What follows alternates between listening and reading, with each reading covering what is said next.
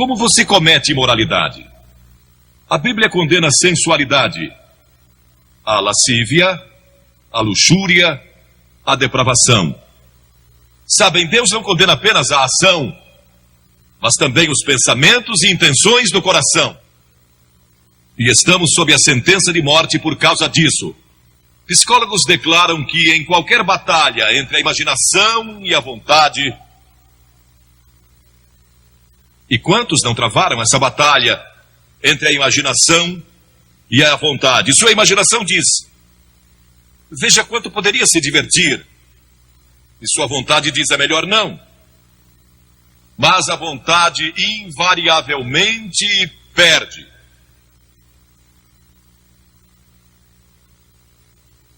A imaginação vai vencer.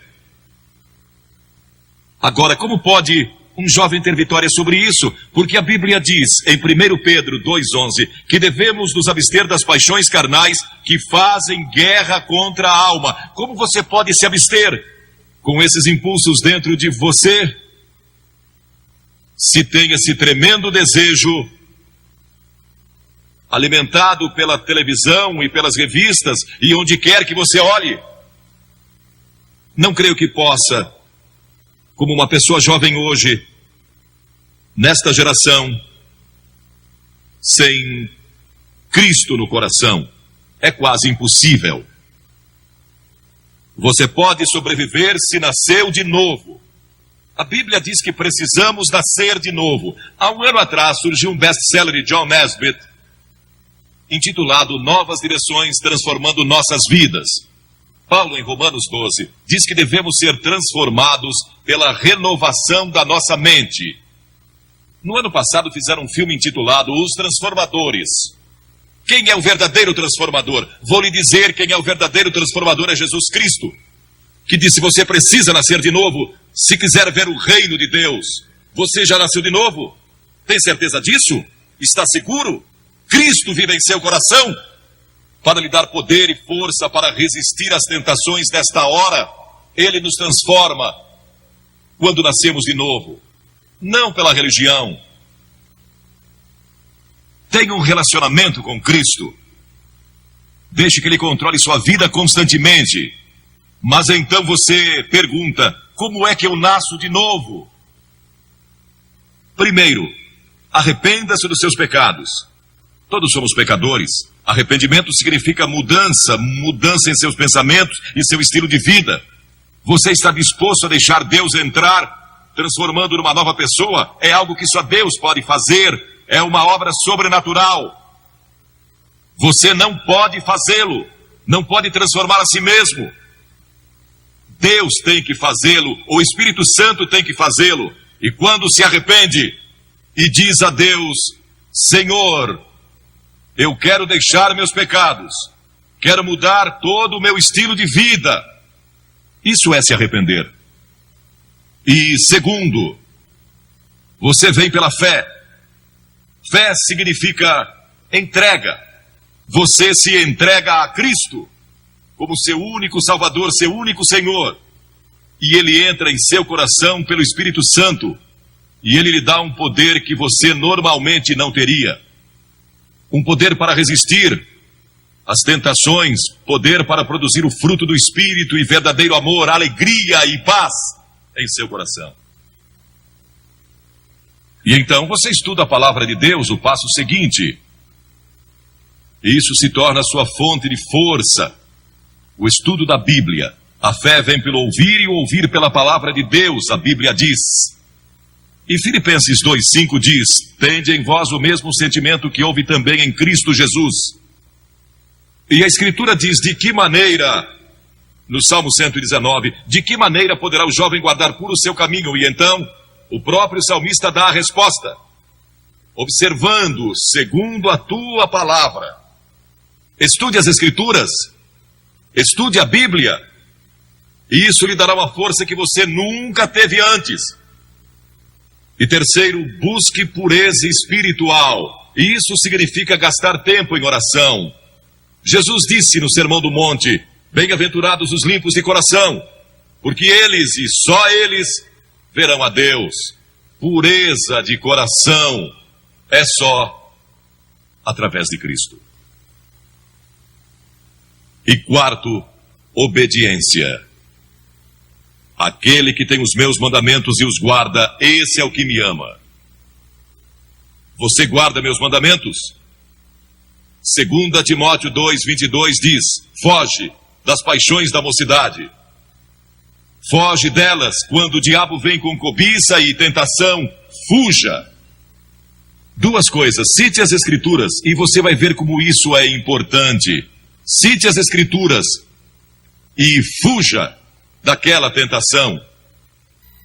E Paulo disse na Bíblia: não vos sobreveio tentação que não fosse humana, mas Deus é fiel, e não permitirá que sejais tentados além das vossas forças. Pelo contrário, juntamente com a tentação, vos proverá livramento, de sorte que a possais suportar. Sempre que você for tentado, lembre-se disso. Todo ser humano passou por esta mesma tentação antes, inclusive Jesus. E Deus sempre provê um escape. Portanto, não há desculpa.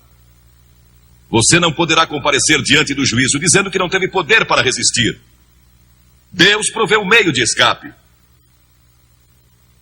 No momento em que a tentação vier, lembre-se disso. Deus lhe deu um meio de escapar dela. Procure-o e o encontrará, pois foi prometido em 1 Coríntios 10:13. Agora, estes princípios não são apenas para os jovens, são para os adultos também. Todos nós precisamos desses princípios em todas as fases da nossa vida. Paulo, escrevendo ao jovem Timóteo, disse: conserva-te a ti mesmo puro. Conserva-te puro. Quantos de nós aqui somos puros? Basta viver dia a dia nesta nossa sociedade saturada pelo sexo para sentir impureza nos contaminando. Nunca houve uma geração como esta. Viveram assim em Sodoma, em Gomorra, e em Roma e em outras civilizações do passado, mas nunca tivemos a página impressa com isso diariamente. Nunca tivemos a televisão, nunca tivemos filmes, nem tantas outras coisas lançadas sobre nós da forma que vemos hoje. Nunca houve uma geração que tivesse tanta necessidade do poder de Cristo em seu coração para resistir como esta geração. Quando José foi tentado, e aquela mulher, a esposa de Potifar, tentou segurá-lo e convencê-lo a ir para a cama com ela, ele a deixou e fugiu. E a Escritura diz que deixou as vestes nas mãos dela. E José pensou que estava perdendo tudo, porque tinha subido ao posto máximo do império comercial de Potifar. Foi lançado na prisão, mas não sabia que Deus tinha sua mão sobre ele o tempo todo. E sempre que você resiste, Deus está guardando você e vai estar ali para ajudá-lo. Agora, esta pobre mulher que tinha sido arrastada pelos fariseus e saduceus e condenada, tinha sido surpreendida em adultério. De acordo com a lei de Moisés, ela e o homem que estava com ela mereciam morrer. O castigo era duro sob a lei de Moisés. Mas todos ali se sentiram condenados por causa dos seus próprios pecados quando leram os 10 mandamentos ou o que Jesus estava escrevendo. Foram convencidos do seu pecado, talvez de orgulho, ou idolatria, ou cobiça, ou mentira, e são pecados diante de Deus tanto quanto imoralidade. E muitos de nós aqui hoje talvez não sejamos culpados de adultério ou fornicação, mas somos culpados de muitas outras coisas. Satanás às vezes nos leva a pensar: bem, eu não sou imoral, então este sermão não é para mim. Esta mensagem é para todos aqui, porque todos pecamos e estamos destituídos da glória de Deus, e talvez seu problema seja orgulho ou hipocrisia. Eles leram seus pecados escritos na areia e se retiraram. Algumas das pessoas mais morais aqui hoje, algumas das melhores pessoas deste país, precisam de Cristo, tanto quanto aquele que cometeu imoralidade sexual. Jesus disse: mulher, onde estão os teus acusadores? Ninguém te condenou? E havia música em sua voz quando ela respondeu: ninguém, Senhor. Naquele momento ela recebeu Cristo como seu Senhor, porque este é o sentido da palavra no grego, meu verdadeiro Senhor. Naquele momento, ela abriu seu coração a Jesus Cristo. As Escrituras dizem: vinde, pois, e arrazoemos. Diz o Senhor: ainda que vossos pecados são como a escarlate, eles se tornarão brancos como a neve, ainda que são vermelhos como o carmesim, se tornarão como a lã. Como pode ser isso? Por causa da cruz. Quando Cristo morreu na cruz, ele levou o nosso pecado e pecados.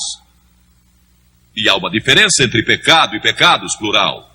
Pecado é a doença que temos, é a raiz. E dela vem os pecados: orgulho, lascívia, cobiça, inveja, o que quer que seja. Os pecados daquela mulher foram perdoados porque Jesus foi para a cruz. E nossos pecados podem ser perdoados porque ele levou esses pecados sobre a cruz por nós. E Deus o ressuscitou dos mortos e ele está vivo hoje. E está pronto para entrar em seu coração e transformar sua vida. E então Jesus deu a essa mulher esperança para o futuro. Ele disse: vai e não peques mais. Volte para a sua cidade, volte para os seus amigos, volte para a sua velha vizinhança, volte para todos os lugares por onde você andou e não peques mais, porque eu estarei com você, dando-lhe força e poder para resistir às tentações. A Bíblia diz que o próprio Jesus foi tentado em todas as coisas à nossa semelhança, mas sem pecado. Seu passado pode ser perdoado e você pode ter um poder especial para resistir ao pecado no futuro. Você já recebeu a Cristo em seu coração? Talvez diga: bem, Billy, eu fui batizado e fui confirmado conforme a tradição da minha igreja. Você vive uma vida reta e realmente não é má pessoa. Mas no fundo do seu coração realmente não conhece a Cristo, não tem certeza disso, ou talvez você seja a pior pessoa de sua cidade e está vivendo hoje. Ele perdoará você, se você deixar. Ele morreu por você, verteu seu sangue por você e foi pendurado na cruz. E puseram pregos em suas mãos e uma coroa de espinhos na cabeça. E o sangue jorrou das feridas. E ele clamou: Deus meu, por que me desamparaste? E curvou sua cabeça e disse: está consumado. O caminho da salvação agora está completo. E ele foi recebido de volta no céu, para onde nós iremos um dia. Se eu morrer hoje, sei que vou estar com ele lá. Tenho certeza disso. Não porque eu mereça. Não sou uma boa pessoa nesse sentido. Não sou bom que chega para ir ao céu. Não é porque eu li a Bíblia ou preguei em reuniões como esta. Não vou para o céu por causa disso.